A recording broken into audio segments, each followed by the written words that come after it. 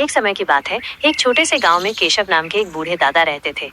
उनका घर एक बड़े आम के पेड़ के नीचे था, जिसके आसपास हरियाली और फूलों के पौधे थे। केशव दादा अकेले रहते थे, लेकिन उनके घर में कभी सन्नाटा नहीं था। उनकी दुनिया एक बड़े से पिंजरे में बसती थी, जिसमें उन्होंने कई रंग बिरंगी चिड़िया पाल रखी थीं। ये चिड़िया उनकी संतान की तरह थीं। सुबह उठते ही वो पिंजरे का दरवाजा खोल देते और चिड़िया सारे घर में चहकती रहती।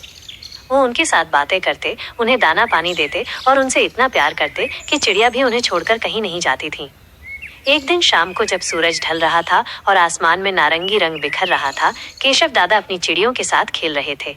अचानक उन्होंने देखा कि पिंजरे के पास कुछ अजीब सी हलचल हो रही है।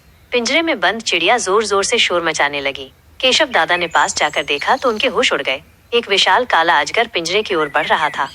उसकी आंखें लाल थीं और वो धीरे धीरे पिंजरे के पास आ रहा था, जैसे वो चिड़ियों को अपना शिकार बनाना चाहता हो।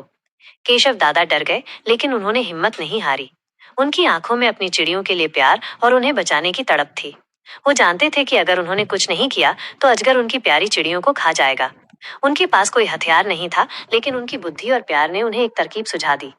उन्होंने तुरंत घर के अंदर जाकर एक बड़ी सी थाली ली और उसे जोर जोर से बजाना शुरू कर दिया। थाली की आवाज इतनी तेज और गूंजने वाली थी कि अजगर चौंक गया। उसने पहले कभी ऐसी आवाज नहीं सुनी थी। अजगर घबरा गया। उसे लगा कि कोई बड़ा खतरा है। थाली की तेज आवाज से डरकर वो धीरे धीरे पीछे हटने लगा। केशव दादा लगातार थाली बजाते रहे, जब तक कि अजगर वहां से दूर नहीं चला गया। जब अजगर पूरी तरह से नजर से ओझल हो गया तो केशव दादा ने चैन की सांस ली। उनकी चिड़िया सुरक्षित थी और उनकी चहचहाहट वापस आ गई थी।